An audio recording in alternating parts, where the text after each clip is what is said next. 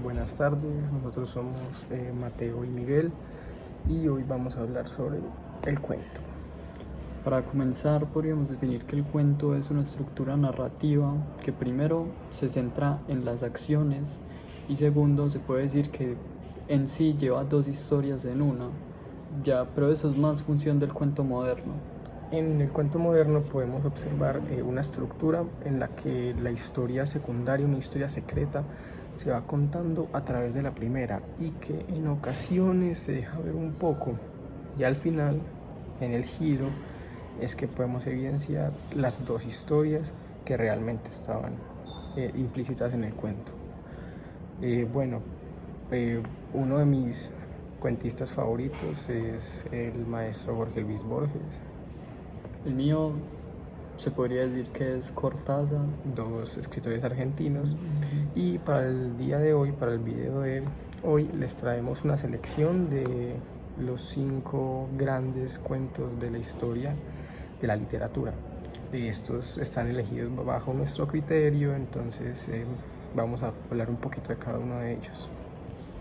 Bueno, para comenzar, yo escogí Carta a una señorita en París, que es desde Cortázar, aparece en el libro Bestiario, y nos cuenta la primera historia acerca de un hombre que, debido a que su amiga se fue a París, ella permite que este hombre, su amigo, se hospede en su casa durante un tiempo, y con la peculiaridad de que este hombre resulta que de la nada está tranquilo y comienza a vomitar conejitos.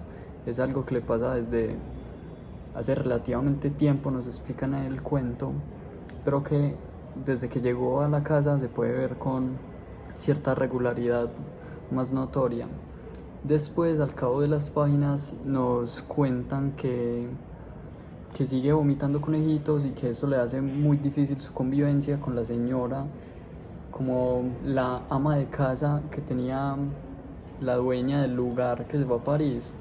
Comienza a notar que hay cosas que están muy raras desde que aquel hombre llegó a la casa, y un día nuestro narrador nos cuenta acerca de que ya los conejitos están saliendo de control, y aquí es cuando opino yo que se comienzan a juntar las dos historias, ya que al final dice que cree que no va a poder resistir con la tentación de vomitar otro conejito, porque ya van a ser como cierta hora en la tarde y ya van a salir los niños del colegio, entonces dándonos evidencia que puede que no sean conejitos, pueden que sean niños, o bueno, se deja la interpretación libre.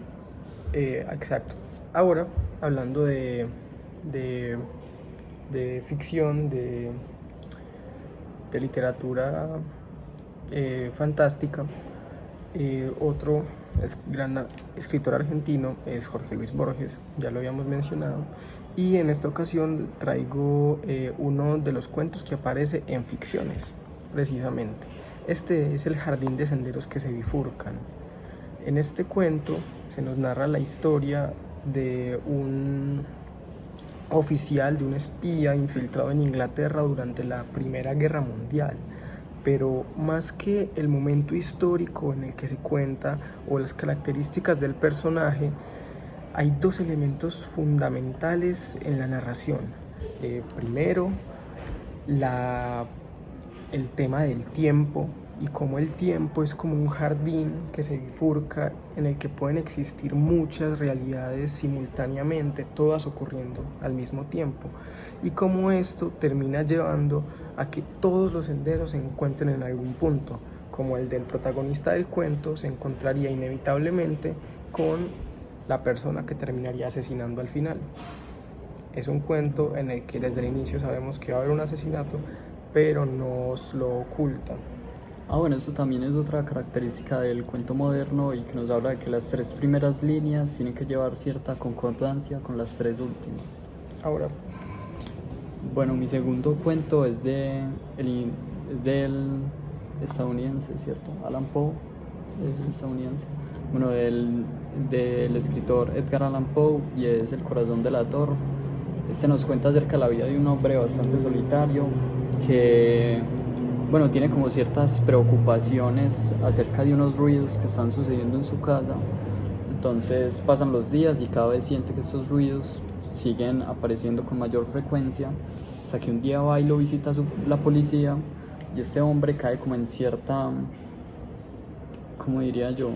En una, como en cierto ataque psicótico, donde comienza a sentir los latidos de alguien abajo de la casa, ¿cierto? Como en los cimientos de la casa.